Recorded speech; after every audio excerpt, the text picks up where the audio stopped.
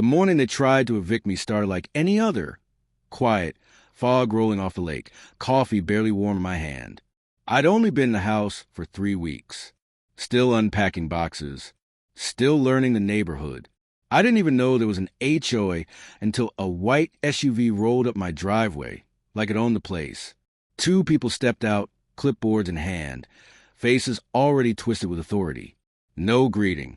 No introduction. Just a sentence that set everything in motion. You're in violation, and you need to leave the property immediately. I honestly laughed at first. I thought it was a joke. But they weren't smiling. The woman, late 40s, tight ponytail, mirrored sunglasses, told me the HOA had ruled my occupancy unauthorized. Apparently, the house I bought didn't meet their community standards. No approval form. No background review. No permission. I told them politely they had the wrong person. I owned the house. Paid in full. The man beside her scoffed and said something I'll never forget. Ownership doesn't matter here. We run this neighborhood. That's when I knew this wasn't going to end quietly. They slapped a bright orange notice on my door. 48 hours to vacate, and drove off like they had just conquered a small country. I spent the rest of the day digging through paperwork, emails, deeds. Everything was clean. Everything was legal. But when I went online to look up the HOA, the reviews told a story I should have seen sooner. Dozens of homeowners describing fines, harassment, surprise evictions. One comment stood out. They use the police to scare people into compliance. And that's exactly what they did. 2 days later, at 7:12 a.m., the knock came. Not a friendly one. A police knock. Heavy. Rehearsed. Final. I opened the door to 2 uniformed officers, hands resting near their belts. Behind them stood the same HOA woman, arms folded, lips curled in satisfaction. She didn't even look at me. She looked at the officers and said, "That's him. He's trespassing." One officer asked for my ID. The other scanned the property like I was already guilty. I stayed calm. I handed over my license and said something that clearly annoyed the HOA president. "This is my home. I have the deed." She laughed out loud. Not nervous laughter. Confident laughter. The kind people use when they think they've already won. "Tell it to the station," she said. "You'll be out by noon." The officer radioed in. That's when everything changed. His posture shifted. His tone dropped.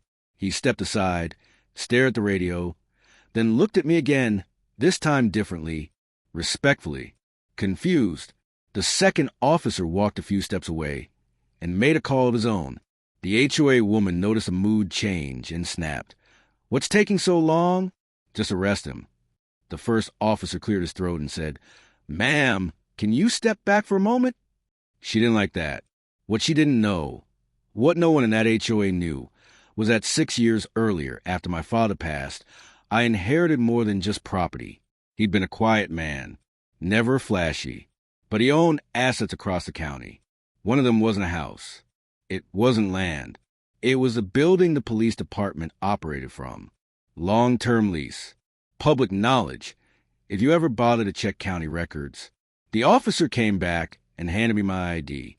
"Sir," he said, "you're not being evicted, and you're not trespassing." Then he turned to the HOA president and said something that drained the color from her face.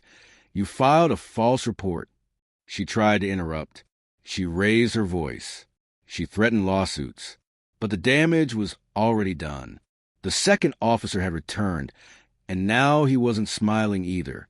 He informed her that misuse of police services was a chargeable offense, and that the department would be reviewing every call the HOA had made over the last 2 years. That's when she looked at me, really looked, and asked the question that finally mattered. "Who are you?" I leaned against my doorframe and answered calmly, "I'm your landlord's landlord." Silence. Within a week, everything unraveled. The HOA's private arrangement with local enforcement was suspended. Multiple homeowners came forward. Fines were reversed. Lawsuits were filed. And the woman who once told me ownership didn't matter? She resigned before the investigation even finished. I still live here. Same house. Same quiet mornings. Only difference is now, no one knocks on my door without permission. And every time I pass that police station downtown, I can't help but smile because power doesn't always announce itself. Sometimes it just waits for people to make a very expensive mistake.